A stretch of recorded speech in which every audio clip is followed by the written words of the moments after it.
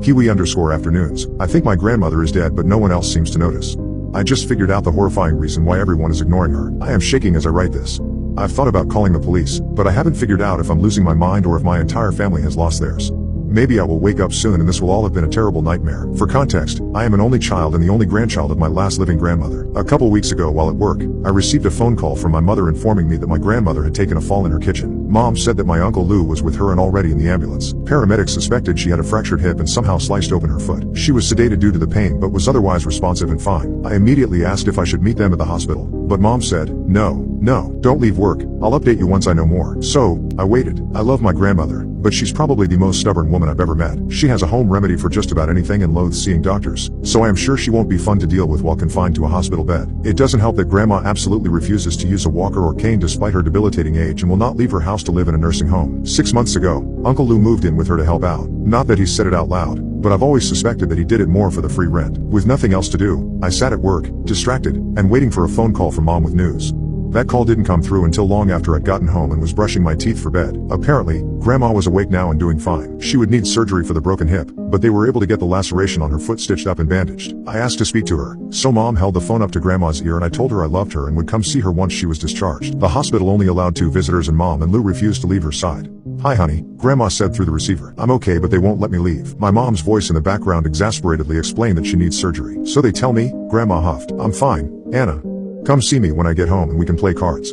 I smiled, promised to visit, and said goodbye. She was discharged the following week and sent home. The hip replacement was successful, but she developed a nasty infection on her foot. Between the 2 ailments, Grandma was confined to her bed. Once she was comfortable at home, Mom gave me the okay to come over, so I made some chicken dumpling soup and sat in the chair beside her bed while Mom spoon-fed it into Grandma's mouth. There you go, Mom. My mother encouraged as Grandma sipped the broth off a spoon. I could tell Grandma was wildly out of it. I had been expecting an earful about having to use a bedpan, but, due to the cocktail of narcotics and antibiotics, she merely grumbled in annoyance at Mom's and Lou's constant hovering. For what it was, she seemed in good spirits if not exceptionally tired. After about 2 hours and 2 small soup mishaps, I got up to leave. Mom saw me to the door. She'll be fine, Anna, Mom reassured. Lou and I are taking care of everything. Don't worry. I left feeling optimistic that my grandmother would be back to her Spitfire self relatively soon. But, that visit with the soup was over 2 weeks ago now. Not long after, Mom took a leave of absence at work and holed up in Grandma's house with Uncle Lou. Each time I called, Mom gave a new excuse as to why I shouldn't visit. Risk of infection, flu season, fatigue, bowel issues, you name it. At first, I accepted these excuses at face value. They seemed legit, but I can't even get Mom to put Grandma on the phone anymore. I made more soup yesterday and dropped it off, but Uncle Lou met me at the door and said it wasn't a good time, but he'd make sure she got it. And we always let her know when you call, he assured. I noticed that there was an intense floral and yet antiseptic scent coming from the doorway. Your mom won't stop cleaning, he explained. Frustrated,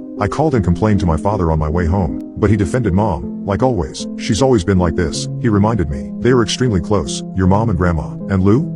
Well, this just seems like classic Lou. You know, this is the first time they've really had to face the reality of their mother's age. They're just protective and scared to lose her. I figured he was right, and I hung up the phone feeling a little less unsettled. On Grandma's 89th birthday, however, I decided I wasn't going to take no for an answer. I would go over there and give her the present I purchased for her, a new thriller by her favorite author. I arrived at the house in late afternoon and noticed all the blinds were closed. Being that it was a warm spring day, it was common for Grandma to have all the windows open and drapes open, letting in both the sunlight and fresh air. I knocked twice on the front door, but no one came. I knocked again. No answer.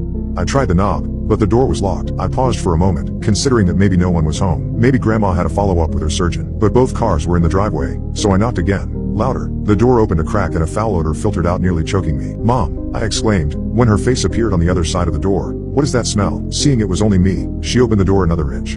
The infection's gotten worse, but we're monitoring it. Should I call an ambulance? I asked in a panic, pulling my cell phone from my pocket. No, Anna, she quickly reassured me. We have it handled. I stopped by and picked up refills of her antibiotics earlier and we've been on the phone with her surgeon. Relieved, I took a deep breath, but the smell was so overpowering. Mom, that smell is ungodly. Why don't you open the windows? We tried, she said, but she got so cold. Mom shrugged and didn't move. Can I come in? I asked, attempting to look over her shoulder into the dim house. I really didn't want to go inside due to the smell, but if Grandma wasn't doing well, I wanted to see her. I don't think it's a good idea, she murmured. Where's Uncle Lou? I asked. Upstairs in his room. Her voice was reassuring, but the smell turned my insides. Surely a smell like that could only mean bad things. I pushed the door open and Mom protested. Just come back another day when she's feeling better. I promise you that Lou and I have this under control. In the kitchen, the odor was strong but mixed with the smell of bleach. I couldn't tell if that made it better or worse. At least let me see her and give her a birthday present. Mom looked down to see the wrapped gift in my hands and sighed. Of course, she said. Gosh, I'm sorry. We've just been so preoccupied. I'm sure she'll love it. At that moment, Uncle Lou came trotting down the stairs and smiled at me. Anna, Mom will be so happy you're here. I looked at my mother incredulously. She was staring at her feet now. What was going on? Uncle Lou continued down the hall and I could hear him as he opened the door to Grandma's bedroom. Mom, you have a visitor for your birthday. The smell of the house was searing my nostrils, but I wasn't going to let Grandma know I was repulsed by it. Mom led me down the hall to Grandma's bedroom, instructing me along the way to put on a brave face. I plastered a smile across my face as I turned the corner into the room. Grandma was sitting up in bed and Uncle Lou had taken a seat on the mattress beside her. His body obscured most of the view, but I could see her feet where they stuck out from under the quilt. The toes on her right foot were black with crumbling toenails and festering sores. The sheets under her heel were stained yellow from dried pus. Lou was prattling on to her, but Grandma didn't respond. Isn't it nice for Anna to come see you on your birthday, Mom? Goodness knows you've been through a lot this month. She has a present for you. He turned expectantly to me, his profile moving just enough to reveal Grandma's form where she sat up against the pillows.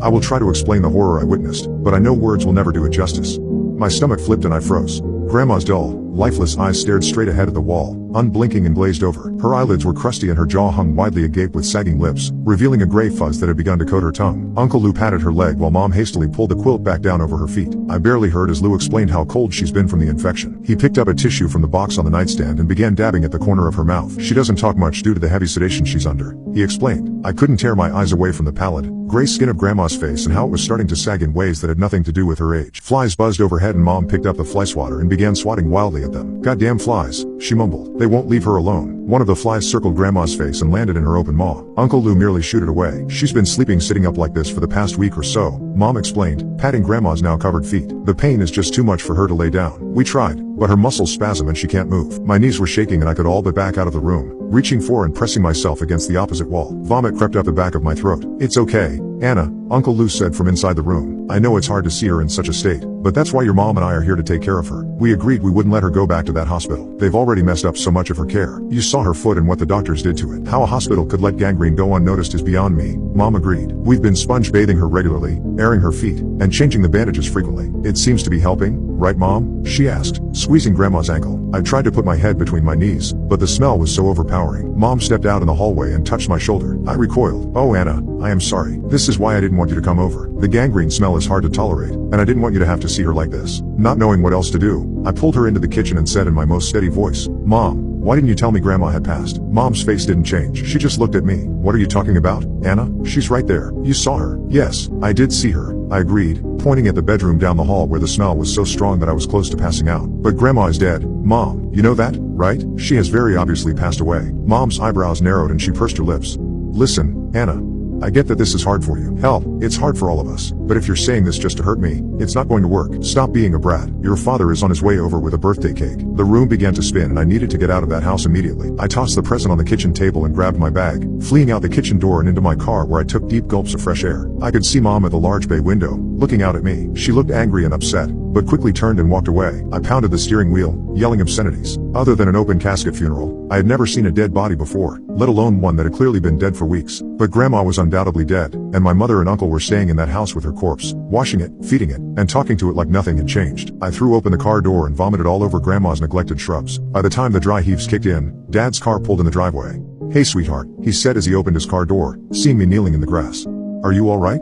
Your mom called and told me you were quite upset. Dad, she's dead. I choked out, pointing at the house. Who's dead? He asked, his voice worried. Grandma.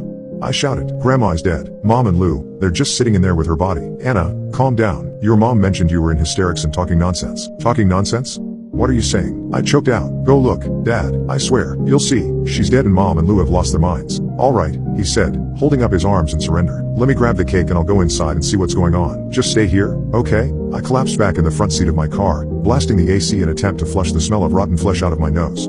It felt like an hour before the front door opened again and Dad calmly walked over to my driver's side window. Hi Anna Bear, he said cautiously. Did you see her, Dad? You saw her right? Shh, Anna, he said, placing a hand on my shoulder. Calm down. Yes, I saw her and she's very sick but otherwise alive. Your mom and Lou are taking good care of her. What? I nearly screamed. Come inside, Dad said, going for the door handle. I quickly locked the car. Dad threw up his hands in frustration. Just come inside, Anna. Uncle Lou is getting Grandma into her wheelchair and we're all going to have some cake. He glanced up at the front window of the house. Ah, see? There she is. I glanced up to see my grandmother's face at the window, her dead eyes looking blankly out over the front yard. Rigor mortis had made it so her body couldn't sit in the wheelchair just right. Even from a distance and through a pane of glass, I could see death in her eyes and the shocking gape of her mouth. I gagged. Her face looked even more twisted now, as if she'd taken her last breath in a tremendous amount of pain. But what made me scream in abject terror was that her cloudy pupils seemed to turn ever so slightly toward me. I threw the car into drive and sped out of the driveway, ignoring the shouts of my father and Uncle Lou bursting out the front door. I didn't dare go home where I was sure my father would follow. Were they right? Was she actually alive? It's not like I checked for a pulse or air in her lungs before I took off. I didn't touch her at all. Could it be me then?